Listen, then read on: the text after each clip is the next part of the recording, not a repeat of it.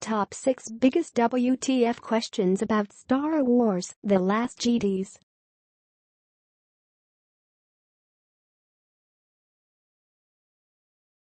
If you are brand new to our channel, we invite you to take a moment to subscribe. Just click on the lit red button as well as the gray bell. Why the bell? Well, it will let you know every time we post a new video. 1. Are Rey's parents actually nobodies? It seems like it. And of course, one of the key aspects to Rey's character was her need to learn the truth about her parents ever since being left on Jakku by them. Was she one of Luke's students put in hiding for her own safety? A granddaughter of Obi-Wan? Did she have some great Force lineage? According to Kylo Ren, the answer is none of the above. Rey was just sold into indentured servitude by her junker parents.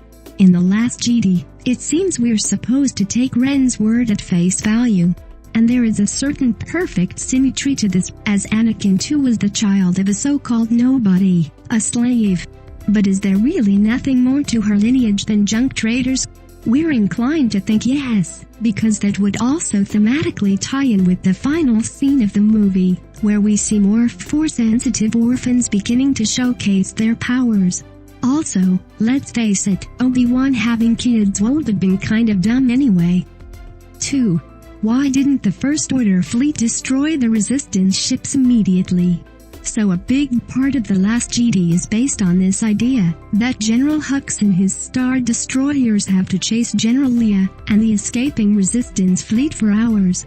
It's the slowest chase scene ever in a Star Wars movie, as the bad guys actually just wait for the good guys to run out of gas, while firing at them every once in a while. Hux has squadrons of starfighters, massive battle cruisers brimming with laser cannons, and other untold weaponry, and yet they follow behind the Resistance almost dutifully, only pinging them with one laser blast at a time. Can't they at least send some ships at light speed to head off Leia's ships from the other direction?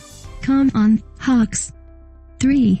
Why didn't Vice Admiral Holdo just let Poe in on her plan from the beginning?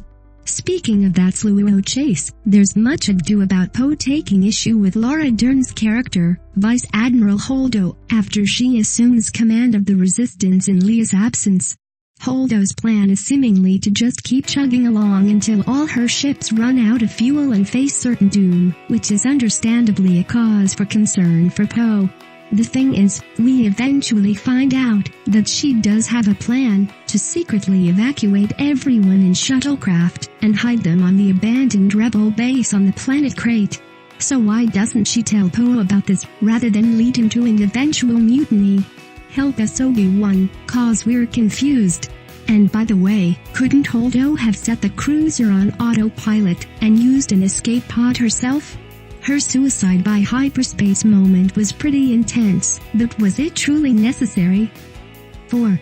Why do Poe and Finn go to Maz Kanata of all people for help? Let's face it, including Maz Kanata in The Last Jedi feels like a token gesture, because the filmmakers couldn't just ignore her after The Force Awakens. But she's just a plot device here, with Poe and Finn seeking her advice when they need to find a codebreaker to help get the First Order off their trail. But why would Maz be the first person these Resistance leaders think of when they're in such a dire situation? And how do they find her? Does Poe even know her? Finn only met her once, for like 5 minutes. Also, she sure seems to have recovered quickly after the destruction of her bar in the last movie. Just saying. Also, the whole chase for the Master Codebreaker is pretty convoluted in and of itself, especially since Finn and Rose wind up with Benicio del Toro's DJ instead anyway. Still, this side plot does invert some Star Wars tropes about the success rates of our heroes' missions. 5. Did Luke really have to die? Luke Skywalker, the innocent farm boy turned rebel hero turned Jedi master, is dead. But what killed him exactly? After besting Kylo Ren in what turns out to be what can only be called a Force hologram, we see Luke back on Ahch-To suffering greatly, and then dissipating into nothingness like Obi-Wan and Yoda before him. But did Luke really have to die? Presumably the cause of death was the great strain of projecting that hologram across the galaxy.